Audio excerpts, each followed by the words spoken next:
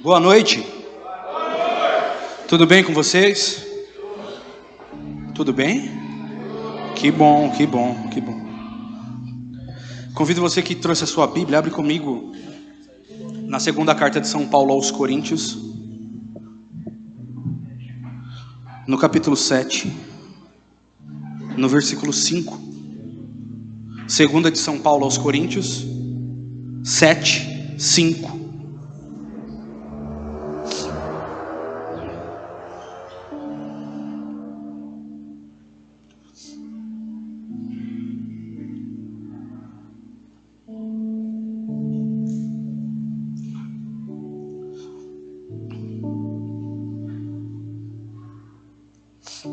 Amém? 2 Coríntios 7, 5.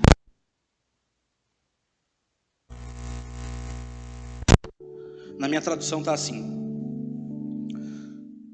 com efeito, tendo chegado à Macedônia, não tivemos sossego. Pelo contrário, sofremos todo tipo de tribulação. Por fora lutas, por dentro temores. Deus, porém, que consola os aflitos, nos consolou com a chegada de Tito. Palavra do Senhor. Você que está com a Bíblia, dá um beijo na sua Bíblia, bate palma aí para a palavra de Deus, porque ela é santa.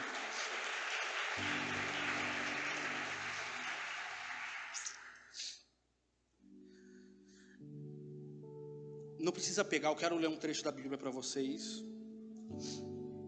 para começar essa pregação que está lá em Isaías, no capítulo 40. Acaso não sabes, ou não ouvistes falar? O Senhor é o Deus eterno que criou os confins da terra.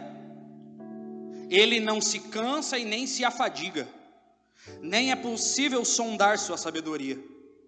É Ele quem dá força ao cansado e recupera o vigor do enfraquecido. Até os adolescentes se afadigam e se cansam, e mesmo os jovens às vezes tropeçam. Aqueles, porém, que confiam no Senhor, renovam suas forças, criam asas como águia, correm e não se cansam, caminham e não se afadigam. Palavra do Senhor. Sabe, eu quero pregar para você nessa noite sobre força. E é engraçado, né? Porque a gente que é gordo, coxa, o pessoal confunde gordura com músculo. E todo mundo olha para um gordão e fala, deve ser mó forte. Mas nada a ver, os gordão no geral são bem fracos. E é engraçado, cara, porque nessa luta de... A gente que é gordo sabe, né? A gente quer emagrecer. E teve uma vez que eu empolguei, coxa. O coxa deu umas aulas de crossfit para nós, velho. As duas primeiras foi boa, a terceira foi top. E eu comecei a me sentir meio atleta. Falei, vou para academia, mano. Arrumei uma doação da academia. E fui. 1 dia, 2 dias, 3 dias. Aquela humilhação dos primeiros dias, sabe? Que eu cheguei, eu já fui logo do lado dos bombados. Falei, vou acompanhar os caras, né? Daí o instrutor falou, não, você tem que pegar aquele pezinho ali. Me deu um cotonetinho, cara, desse tamanho. Falei, esse cara tá me tirando. Ele falou, agora se olha no espelho ali, abre a perna. Não, postura, vai. E eu fiz a postura, ele falou, vai lá. O cotonete devia ter umas 200 gramas, velho. Ele falou, faz 10. Na 8ª eu tava pipocando o braço assim. Falei, caramba, velho, que vergonha e tal. Só que foi passando, cara, eu perseverei 15 dias. Todo dia eu ia. O cotonete subiu para 2 quilos, 3 quilos. E de repente eu falei, velho, eu sou maromba. Putz, eu me descobri assim, eu vou ser fisiculturista. Nisso, o Luiz, meu irmão, o Zé, tinha entrado na comunidade. Eu falei, aquele instrutor, ele me tira. Só que o Zé... Depois eu fui descobrir que professor de educação física nenhum gosta de gordo. E eles ficam rindo dos gordos na academia. Mas eu achava que o Zé tinha um bom coração na época. Falei, Zé, começa a passar uns treinos para mim. Passou um. Cheguei lá, o instrutor já não gostou. Falei, não, hoje eu não vou fazer o seu treino. O cara olhou meio torto para mim e falou, não, vou fazer o treino com o meu irmão, me passou. E eu fiz, velho. Saí quase morto, mas fiz. Até que chegou um dia, eu falei, Zé, vamos lá, vamos subir o nível. O Zé falou, vou te dar um treino. Eu nunca vou esquecer o nome dele, porque por causa dele eu abandonei tudo. É um treino que chama 620. Eu não sei explicar para vocês. O diabo inspirou uma pessoa, e essa pessoa começou a reproduzir aquela inspiração, e não tem explicação. Eu estava tão empolgado que naquele dia tinha uma bicicleta na comunidade. Você já viu gordo andando de bicicleta? É feio, velho. Falei, vou para a academia de bike, e depois vou voltar de bike, vou fazer o treino, e fui. Gente, não é um treino, é uma tentativa de homicídio. No final do terceiro exercício, eu cheguei num nível de fadiga, que eu saí do aparelho assim, ó, tremendo, cara. E eu não conseguia. Eu falei, velho, como que eu vou voltar para a comunidade? Eu vou ter que pedir um Uber, pôr a bicicleta dentro do carro do cara. Vai ser uma humilhação terrível. Daí eu saí, eu tive que ir pedalando até a comunidade, velho, lá da 36, lá embaixo, só a subida. E eu cheguei e eu não tinha força para nada. Eu estava muito cansado. A gente tem um limite. E o limite do nosso corpo, ele mesmo nos diz. Naquele dia eu descobri o meu limite. Meu limite, ele vai até aquele ponto, e ele não é grande. Tem gente que tem um limite um pouco maior, mas todo mundo se cansa, e chega um momento que o cansaço vence você, porque Deus fez assim. E é engraçado porque quando nós lemos esse trecho de Isaías que eu li para vocês, ele fala de um Deus, Isaías profetizando, ele fala, você nunca ouviu falar, nunca te contaram desse Deus. Ele é um Deus que não se cansa. Ele é um Deus que não se afadiga. Sabe a nossa limitação? Deus não tem ela. Sabe os nossos limites? Deus não tem eles. E eu ficava pensando, por que é que Deus não nos fez como Ele, coxa? Por que é que Deus não nos fez com uma força que não acaba? Com uma força que você vai e você zera todos os aparelhos, e você dorme, não tem que dormir 8 ou 10 horas por dia, assim, não precisasse dormir. E você vivesse as 24 horas num rendimento altíssimo, fazendo 1000 coisas ao mesmo tempo, e você saísse para trabalhar cedo e trabalhasse o dia inteiro, nem fazia horário de almoço, você comia em pé igual cavalo e já continuava o seu trabalho, e ainda você chegasse em casa, fizesse os trabalhos de casa, e depois você fizesse outras coisas, e você arrumasse ainda tempo para ser entregador de iFood à noite, e você virasse os dias, as madrugadas, e você não se cansasse por nada. Se Deus não se cansa, Ele nos poderia ter feito assim. Parece que a gente veio com uma espécie de defeito de fábrica, sabe? Porque além do cansaço do corpo, fica sem dormir. Depois de 2 dias sem dormir, seu corpo começa a pifar, velho. Você começa a ter alucinação. Você chega a um ponto, você cai, e se você não dormir, você morre. Faz um esforço físico repetidamente, você vai chegar num ponto que você vai falir, você vai desmaiar. E além do cansaço do corpo, nós temos um outro cansaço, que é o cansaço mental. Quem já teve que estudar um grande livro para uma prova muito difícil, e você teve o semestre inteiro para ler, você não leu. Você tem 3 dias para ler 600 páginas e fazer uma resenha. E você tem que pegar aquilo ali, você começa a tomar Ritalina. Na faculdade eu via muito, molecada roubava receita para tomar Ritalina, um remédio chama Venvance. E eles tomavam aquilo e cheirava cocaína e bebia café porque não podia dormir para compensar o tempo. E você chega num ponto, depois de, por exemplo, estudar muito, que a sua mente ela começa a embaralhar. Quem lida muito com número, com isso, sabe como é. No final do dia parece que passou um caminhão em cima de você. Quem mexe muito com computador, você pega gente que programa, gente que edita, gente que fica o dia inteiro na frente da tela. Chega no final do dia, ele não fez um esforço físico, mas existe um cansaço, um esgotamento. E além do cansaço do corpo, o cansaço da mente, nós temos ainda um outro cansaço, que é o cansaço que só nós temos, porque só nós temos alma imortal. Nós temos um cansaço chamado cansaço espiritual. Isso eu não sei se você já passou. Mas é quando, por exemplo, você tem uma grande causa para rezar. A pessoa que você mais ama no mundo, você descobriu, ela está com câncer. E o médico falou que não pode fazer nada. Você lembra que Deus existe e fala: eu vou fazer jejum, penitência, eu vou rezar novena, trezena, eu vou rezar até a língua derreter, de tanto que eu vou falar com Deus. E você começa naquela campanha de oração. Eu não sei se você já rezou por uma causa, e cada vez, por exemplo, que a pessoa volta no médico, não melhorou, a doença continua progredindo. É o desempregado que reza pedindo emprego, e ele reza, e o emprego não chega.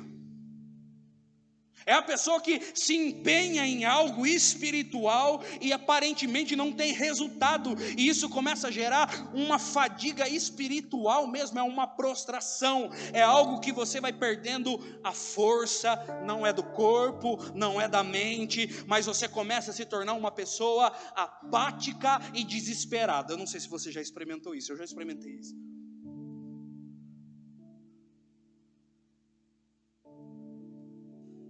E diante dessa realidade,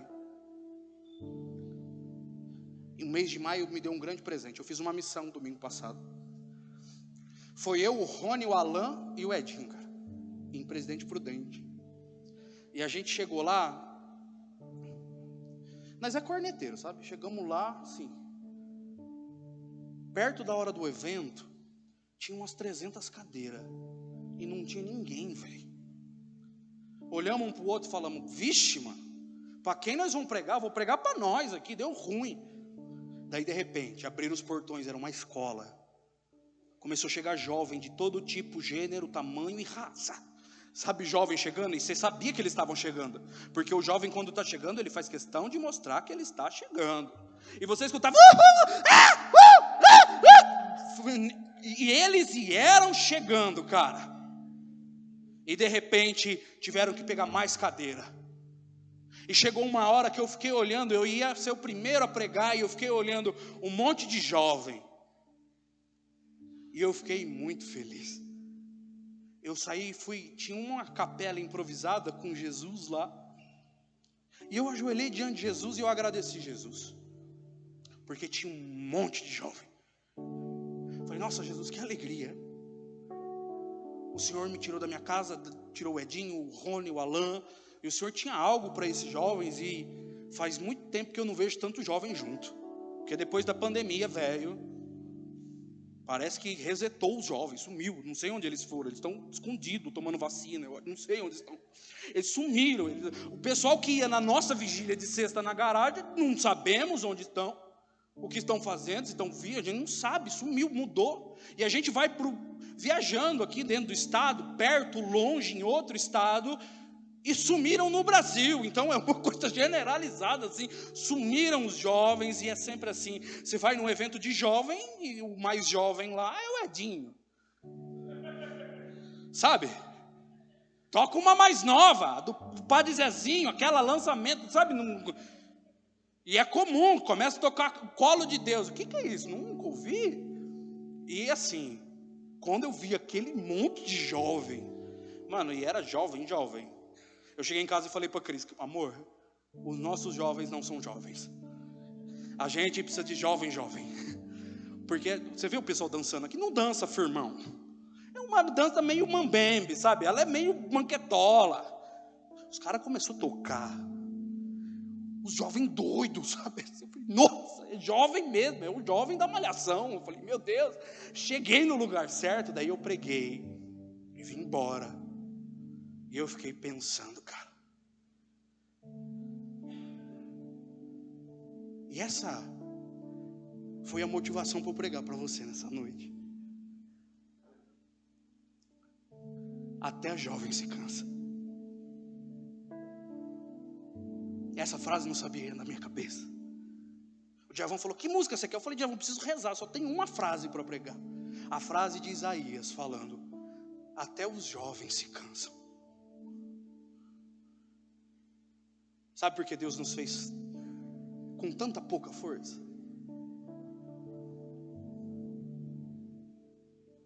É porque Ele tem toda a força.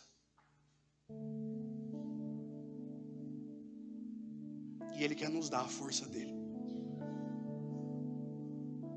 Sabe por que Deus nos fez tão limitados?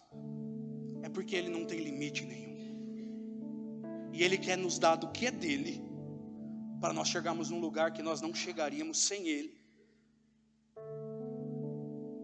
Sabe por que Deus nos fez tão limitados, ao ponto de que se nós trabalharmos muito a gente cansa, se a gente estudar muito a gente cansa, se nós rezarmos muito a gente cansa, e se nós fizermos o bem, até fazer o bem cansa. Você vê Paulo falando: vocês estão cansados de fazer o bem, porque cansa fazer o bem. Vai falar com a Madre Teresa de Calcutá quando você chegar no céu e pergunta se ela não se cansou de fazer o bem. Cansa. Por que é que Deus nos fez assim? Graças a Deus Ele nos fez assim. Porque Ele quer nos dar do que é dEle. Ele quer nos dar daquilo que está no coração dEle. Ele quer nos dar de algo que nós ainda não conhecemos. Ele quer nos dar de algo que ainda nós não experimentamos. Ele quer nos dar de algo que nós nem imaginamos o que é. Ele quer nos dar dele mesmo. Sabe, quando você lê a Bíblia, não sei se você já leu, mas eu vou contar para você 2 fatos antes de chegar no que eu quero pregar para você nessa noite. Um dia Davi, o rei Davi, você conhece? Já ouviu falar de Davi? Quem conhece Davi, fala: eu conheço Davi. Davi foi rei, aquele lá que traiu o cara, mandou matar ele, fez um filho na mulher que não era dele, ele mesmo. O homem segundo o coração de Deus, que escreveu um monte de salmo, o cara, Davi. Davi, quando ainda não tinha tomado o seu trono, estava fugindo do rei Saul. E é engraçado porque eles fogem de um lugar para o outro, e chega no capítulo 30 da primeira carta de Samuel. E Davi, ele volta para a sua cidade. Quando ele volta para a sua cidade com os seus homens, ele encontra a cidade destruída por um povo pagão. O povo destruiu tudo, incendiou tudo. E como os homens daquela cidade estavam com Davi, eles pegaram as mulheres e as crianças e fizeram de reféns.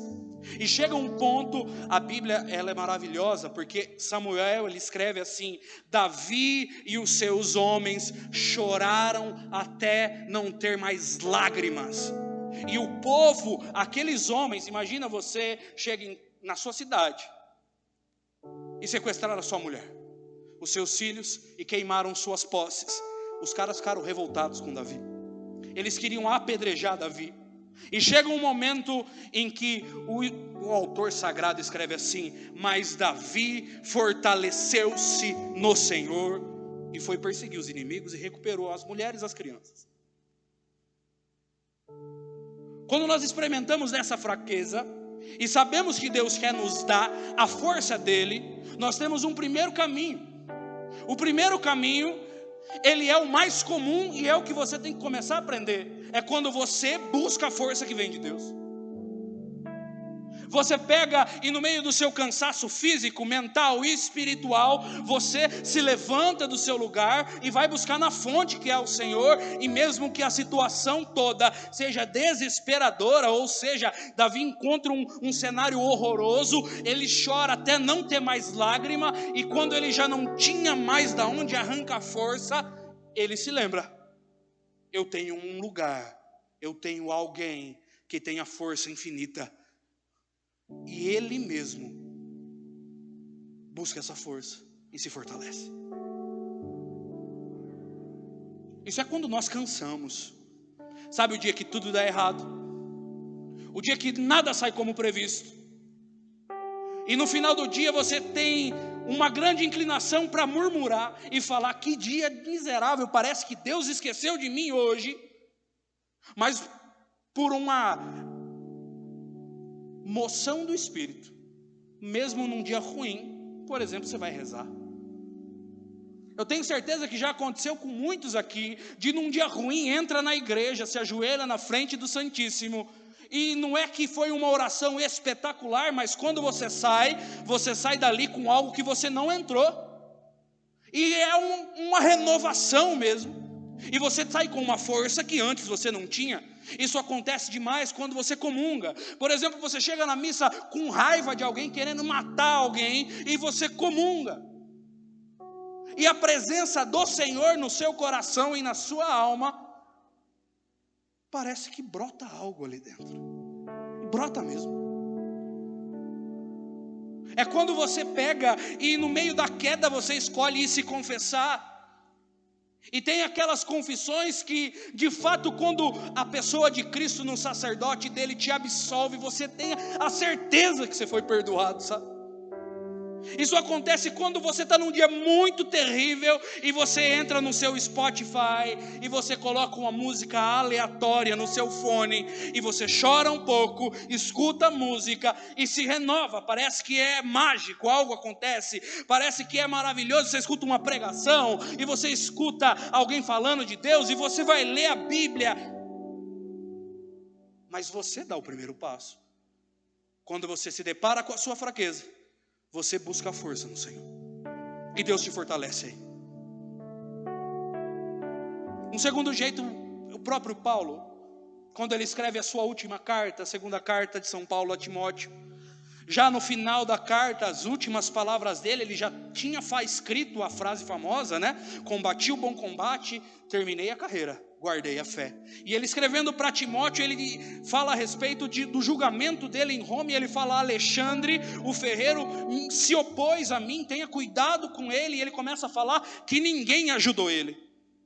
E quando ele estava no fundo do poço para ser condenado para morrer, ele sentiu um grande abandono, porque nenhum dos seus amigos cuidou dele, nenhum dos seus discípulos, porque ele fez muitos em Roma, se levantaram para defender ele. E ele fala: mas quando todos me abandonaram e eu já não tinha mais forças, o Senhor permaneceu comigo e me livrou da boca do leão. Ele me deu forças. Tem vezes que nós buscamos a força, e é o mais comum. Só que tem outras vezes que quando você está numa situação muito ruim, numa situação em que você já esgotou todas as suas tentativas, você escuta demais esse tipo de testemunho, cara. Se eu contar, você vai lembrar agora de alguém que fez todos os tratamentos, mas foi num grupo de oração, escutou uma pregação, e o que os remédios não fizeram, do nada Deus foi lá e fez. Você escuta alguém que precisava muito de uma providência. O Coxinha, a gente estava conversando antes de começar aqui, o Coxinha falou que precisava de uma moto para trabalhar, e eu não tinha para onde correr, eu não tinha dinheiro, não tinha nome limpo, não tinha nada, eu não tinha de onde tirar a bendita da moto. Alguém veio e deu uma moto para ele do nada. Você fala: caramba. O emprego que vem do nada, a consolação que vem do nada, o alerta que vem do nada, é Deus intervindo, é Deus que vem e te fortalece quando você nem percebeu que você está tão fraco assim. É Paulo, ninguém se levantou por ele, e quando ninguém se levantou por ele, ele nem pediu a ajuda de Deus. Deus estava do lado dele e livrou ele daquela situação. O Senhor faz isso conosco. Só que o que eu quero pregar para você nessa noite, porque eu lembrei daqueles jovens de Presidente Prudente, e lembrando deles eu pensei em você. É esse trechinho da carta de São Paulo aos Coríntios. São Paulo estava fazendo a vontade de Deus, cara. Eu não estou falando de mim, eu não presto, mas São Paulo é um gigante. Ninguém foi maior missionário do que São Paulo apóstolo. O Novo Testamento tem 27 livros, pelo menos 13 foi dele. Se você considerar Hebreus como carta dele, 14. Ele é demais. E fazendo a vontade de Deus, o Espírito manda ele para Macedônia. Era um lugar que nós conhecemos das cartas dele, para Filipos. Ele foi para Filipos, onde ele escreve depois a carta aos Filipenses. E ele, fazendo a vontade de Deus, ele escreve aos Coríntios, um outro povo que ele tinha evangelizado. E ele escreve algo maravilhoso. Quando nós fomos para Macedônia, ele está descrevendo um monte de perrengue que ele passou. E chega um ponto que ele fala: quando eu fui para onde Deus mandou eu ir, eu não encontrei sossego. E ele fala uma frase tremenda: era luta por fora e temor por dentro. Era só perrengue do lado de fora, e quando ele olhava para o coração dele, ele tinha medo, cara. Ele estava morrendo de medo. Mas ele escreve: mas Deus, que consola os aflitos, nos consolou quando chegou Tito.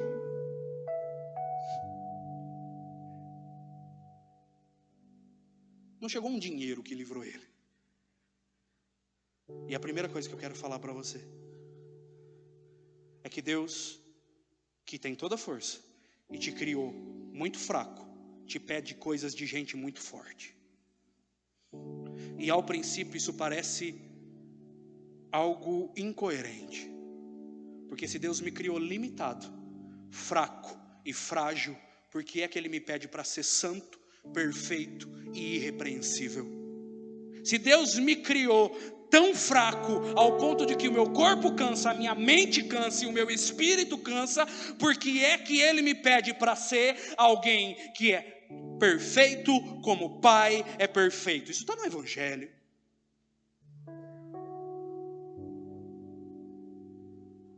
É tipo o Zé, um gordo de 140 quilos, vai lá fazer os 6,20. Não dá. Só que Deus não é Ele.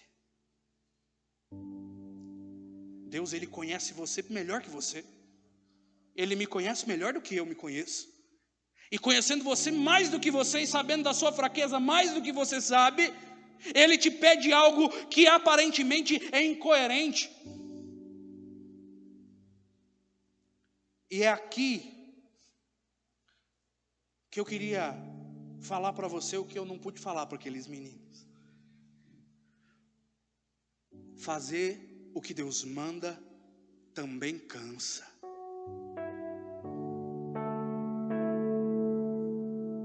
Sabe? Deus olhou para mim.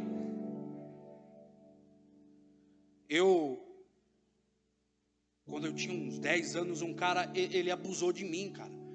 Um velho doido lá, vizinho meu.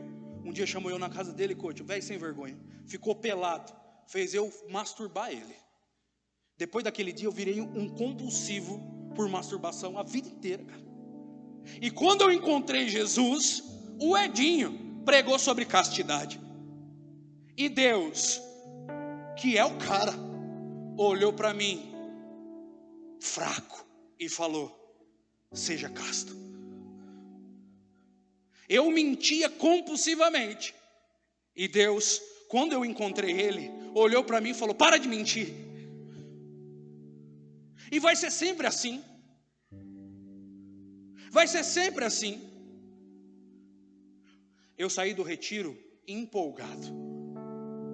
Depois de 2 dias eu já tinha feito a mesma coisa que eu fazia antes. Na outra semana eu fiz de novo. Na outra eu fiz de novo. Na outra eu fiz de novo. Na outra eu fiz de novo. Na outra eu fiz de novo. E chegou um ponto que eu estava tão cansado que eu olhei para aquilo que eu tinha me apaixonado, que era uma proposta de amar a Deus naquilo que eu faço. E eu olhei para aquilo e falei: isso não é para mim, porque cansa demais, porque é muito difícil. É mesmo, graças a Deus. É muito difícil.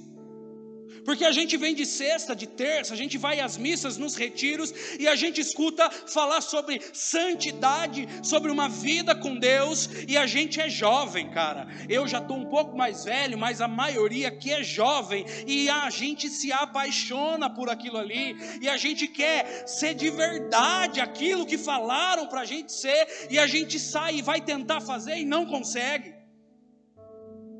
E não consegue.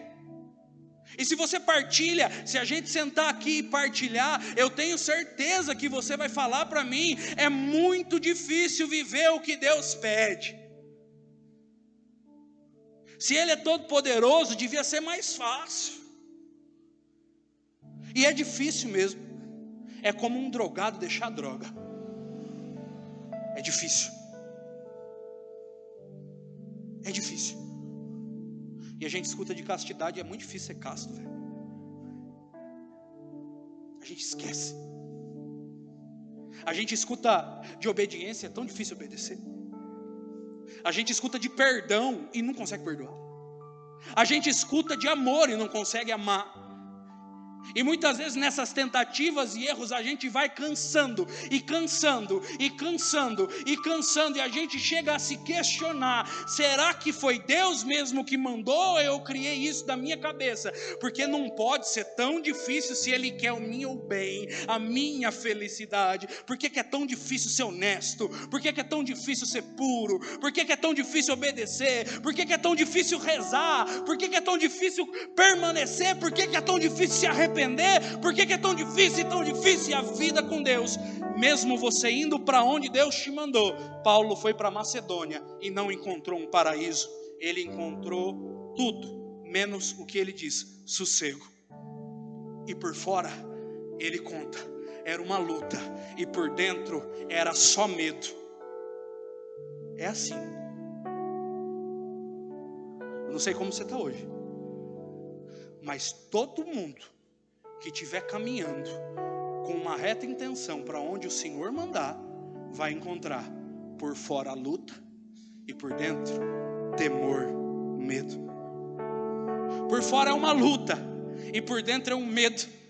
É o medo de estar perdendo tempo, é o medo de não conseguir, é o medo de não dar um passo, é o medo de não ir, é o medo de não ir, é o medo de não ir, é o medo de não ir, é o medo da sua fraqueza ser maior do que a força de Deus, e as coisas parecem que não produzem frutos, e você reza e parece que a oração não pega, parece que funciona para os outros, você não, e você escuta a pregação e parece que para o outro funciona, para você não, e a pessoa toca a música, e você olha para o lado e tem alguém: eu quero viver, chorando, e você parecendo uma coruja, olhando de um lado para o outro, falando: não, por que com ele essa música pega e comigo não pega? E daí você vem e vai dançar, né? E tem gente que dança e o outro fica olhando: como pode dançar? Com ele funciona e comigo não empolga nada. E você começa a enfrentar essas coisas. Por fora vai ser sempre luta, por dentro vai ser sempre medo. Só que tem horas que você cai em si e lembra que Deus é forte. Tem outras horas que, mesmo que você não lembre, Deus escolhe manifestar a força dele diretamente na sua vida. Só que eu gosto da maneira que Deus manifestou na vida de Paulo, na vida de Lucas e na vida de Silas. No meio do perrengue, quando por fora era luta e por dentro era medo, São Paulo louva a Deus: o Senhor que consola os aflitos me consolou quando Tito chegou. Quando Deus ele olha para Adão, ele fala assim: não é bom que o homem esteja só. O autor do Eclesiástico escreve assim: triste é quem vive sozinho, porque se cair, não vai ter quem o levante. Sabe, se você pega um palito de fósforo e quebra, ele quebra. 2, quebra.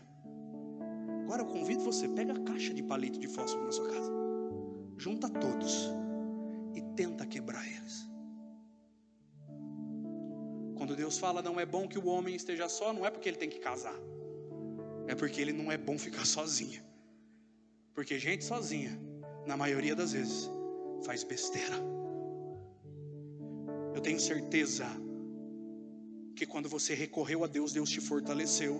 Eu tenho certeza que muitas vezes Deus te fortaleceu mesmo sem você pedir. Só que eu tenho muita certeza que nessa noite, no meio de uma luta e de um temor, você que é jovem, Deus quer te dar um Tito para te consolar. Sabe o que é um Tito? Muitas vezes eu tenho certeza que Paulo, no meio do perrengue, mesmo sendo Paulo, deve ter dado uma fraquejada, velho. E pensado: caramba, que perrengue ruim, velho. E ele, que talvez estivesse desanimando de orar, viu Tito chegando. Era um jovem radiante, que tinha lido que aqueles que confiam no Senhor têm mais força que um adolescente e do que um jovem. Eles têm asas como de águia, e eles correm sem se cansar, e caminham sem se fadigar. E quando Paulo deve ter visto aquele menino chegando, doido por causa de Deus, Deus consolou o coração de Paulo, porque não é bom que o homem esteja só. Sabe o que é melhor do que um miserável lutando sozinho? 2 miseráveis pedindo a força de Deus junto. Sabe o que é melhor do que um fraco só? São 30 fracos juntos. A melhor coisa que um jovem pode ter na vida dele é um outro jovem que gosta mais de Deus do que ele. Quem começou comigo foi embora, só que teve alguns que ficaram. Eu lembro que quando eu encontrei Jesus com 14 anos, eu olhei para o meu primo, cara. Hoje ele é padre. E eu falei assim: mano, ele gosta muito de Deus. Eu olhava para mim e falava: caramba, bicho, tem gente que já passou da fase que eu tô. E eu olhava para mim, louco, confessando 3 vezes na semana para ver se parava de se masturbar e ver pornografia. Eu olhava para o meu primo purão, eu falava: Deus do céu, existe vida em Marte, e ele também é jovem como eu, e além de tudo, ele não quer casar, ele quer ser só de Jesus. Eu falava: meu Deus do céu. E eu, usurento, olhava para o Jonas era doido. O Jonas dormia com um mendigo na rua, e eu falava: meu Deus, para dar uma esmola é difícil. Só que tem um jovem aqui, que é da minha família. Eu sei que ele tinha o capeta no corpo antes de encontrar Deus, e agora ele mudou. Sabe o que era o Jonas? Era Tito. Era Deus mandando um Tito para me consolar no meio de uma luta e de um temor. Às vezes você vai ser Paulo, às vezes você vai ser Tito. O importante é que você não permaneça só. Porque eu tenho certeza que quando você rezar, porque todas as vezes que eu rezei com sinceridade, Deus me fortaleceu. Você é muito melhor que eu. Quando você rezar, Ele vai te dar força que você nem imagina. Eu tenho certeza que quando você não tiver mais jeito mesmo, Ele vai intervir em seu favor, porque eu vi Ele fazer isso na minha vida muitas vezes. Só que aprende um negócio. Deus quer te fortalecer através da pessoa que está aí do seu lado. E Deus quer fortalecer a pessoa que está aí do seu lado através de você. Porque no meio de fazer o que Deus manda, no meio de luta e temor, Deus, que sabe do nosso coração e da nossa fraqueza, Ele nos envia a força que nós precisamos. Ele não errou, porque Deus não erra. E mesmo sabendo que você é um miserável, Ele continua até hoje, 2023 anos depois. O discurso dele não mudou.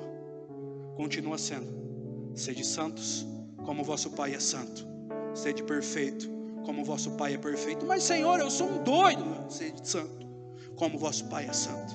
E perfeito, como vosso Pai é perfeito. Mas Senhor, eu tenho uma tendência homossexual. Sede santo, como vosso Pai é santo. E perfeito, como seu Pai é perfeito. Mas eu minto, mas seja santo, como seu Pai é santo. E perfeito, como seu Pai é perfeito. Mas eu sou fraco. Seja santo, como seu Pai é santo. E perfeito, como seu Pai é perfeito. Mas eu uso trouxa. Seja santo, como vosso Pai é santo. E perfeito, como Ele é perfeito. Ele tem força para você parar de usar droga, para você parar de mentir, para você ser mais puro do que a neve. Ele tem força para fazer de você algo que você nem pensou. E para isso, Ele envia um Tito, Ele envia o Espírito, e se for preciso, Ele mesmo vem ficar do seu lado, como foi ficar do lado de Paulo naquela prisão. Hoje, sabe meu sonho? O meu sonho é que um dia a gente reze, todo mundo, de um jeito que a gente atrai a Deus para a terra mesmo, sabe? E já não importa mais a gente, e só importa o que o Senhor é. Hoje, se você está no meio de um perrengue, Deus veio te dar um Tito. Só que mais do que ser um Paulo que recebe um Tito, em nome de Jesus, seja um Tito para alguém.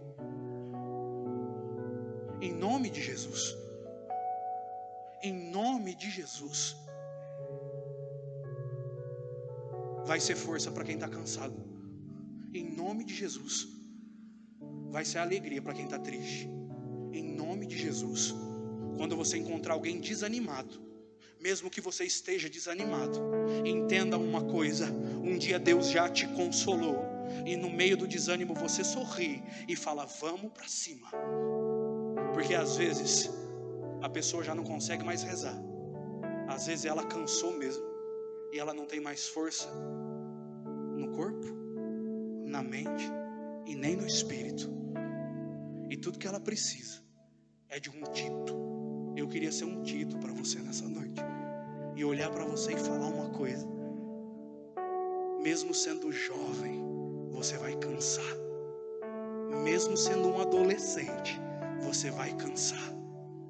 Mas se você confiar no Senhor, mas aqueles que confiam no Senhor revigoram suas forças, recebem asas como de águia, correm e não se cansam, caminham e não se afadigam. Não é quem é muito forte, é quem confia no Senhor. Não é quem é muito capaz, é quem espera no Senhor. Eu tenho certeza, e eu repito para você, que se Deus te encontrar lutando com tudo que Ele tem para você lutar, você vai entender que a sua fraqueza, na verdade, como São Paulo entendeu, é o momento em que você se torna forte. Porque o forte de verdade vem em seu socorro. Para a gente rezar. Um dia, eu nunca tinha viajado até meus 17 anos. Meu sonho era ir para a praia. Arrumaram um jeito de eu ir para a praia. E eu fui. Fomos em 2 carros da minha família, galera toda, descemos para a praia. Levamos tudo daqui. Tudo. Comida, bebida, pobre, né? Tudo, farofeiro mesmo. Para onde nós fomos? Praia Grande, em Ubatuba. Povão, lindo. Você tinha que ver. Eu estava ousado. Tirei a camisa em público. Gordão, as tetas caídas. Falei, meu Deus, eu preciso ir para o mar. E eu nadei, eu fiquei feliz. O mar é salgado mesmo. Engraçado, nessa viagem eu vi uma das piores cenas da minha vida. A gente estava numa praia, e a praia era assim, você tinha que andar um pouquinho mais para o fundo, porque o mar no fundo, ele era muito calmo. Só que na beira da areia, ele era muito agitado. Minha mãe e minha tia foram nessa viagem junto.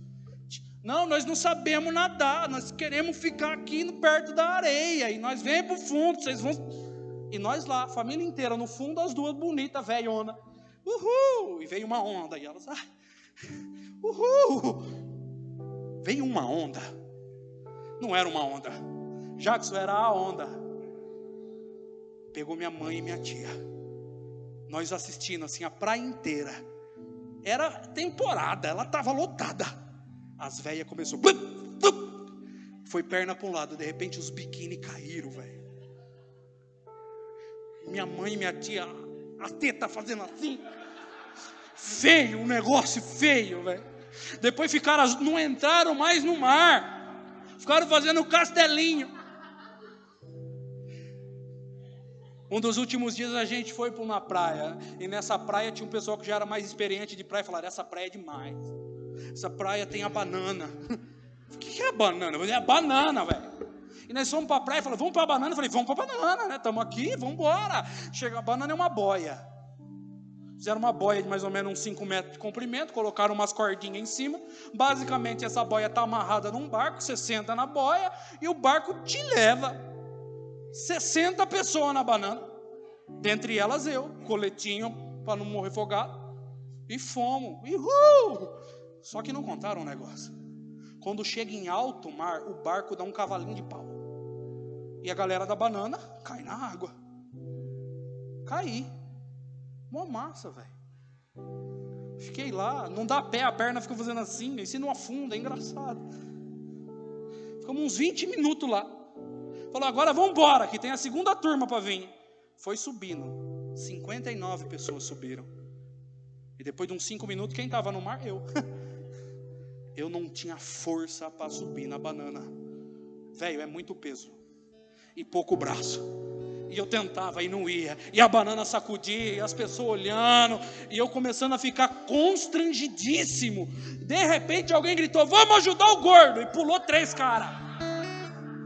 E os 3 caras pegaram e começaram a suspender eu de dentro da água. E de repente me jogaram e eu vim de lado na banana. E todo mundo ficou rindo de mim. Sabe porque eu gosto dessa história aqui? É verdade, cara.